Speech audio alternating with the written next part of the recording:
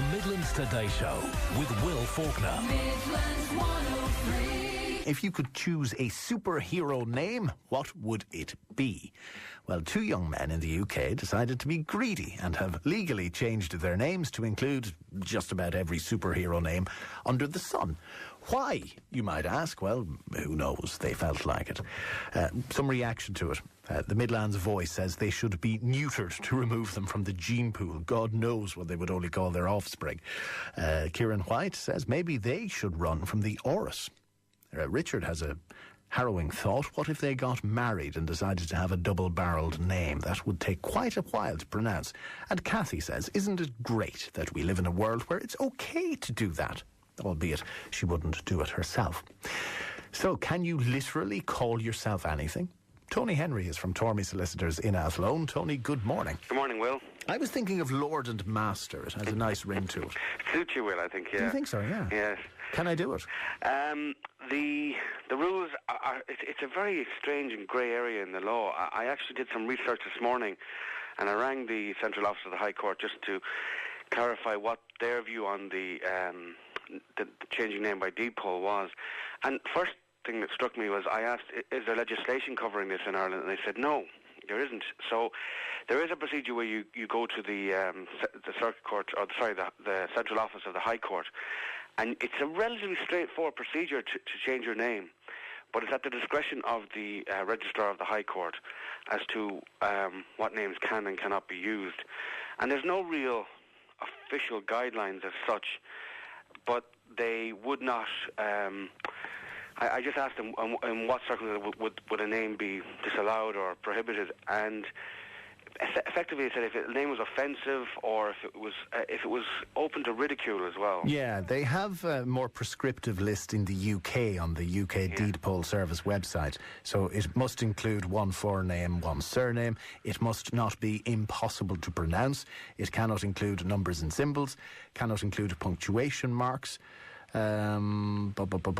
It cannot be vulgar, offensive or blasphemous, cannot promote criminal activities, cannot promote racial or religious hatred, and so on and so forth.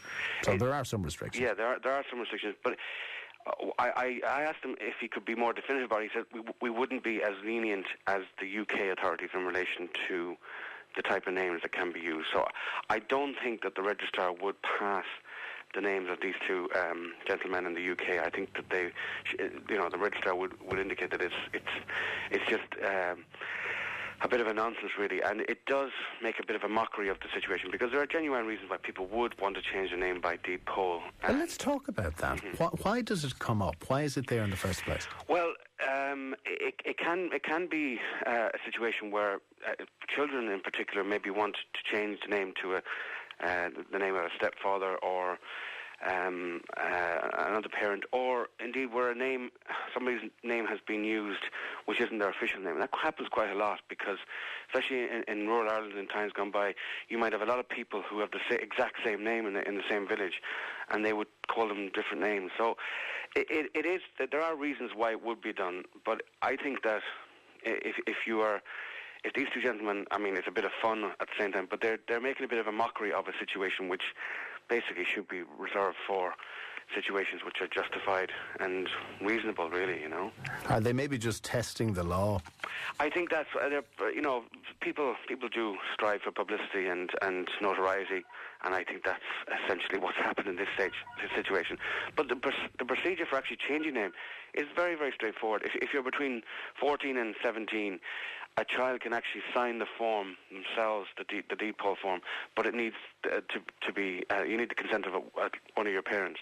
If they're under 14, it has to be signed by a parent, and the other parent has to consent. Two parents need to consent if the child's under 14. If you're over 17, effectively you can change your name to an entirely different name, and from there on in, you're legally, all your legal documents, everything else will be in your new name. Just as a matter of interest, if I go bankrupt or if I owe somebody money, can I change my name? Yeah, that's a possibility. Now, I think what happens is that anybody who has any dealings with the person would be notified that the name has been changed, and if there are any judgments outstanding, they would still apply to the person, despite the fact they've changed their name. It's still the same person. It's just that for legal purposes and into the future, all documentation will be executed in the new name. But it doesn't obviously set aside any debts or judgments or other issues that be outstanding.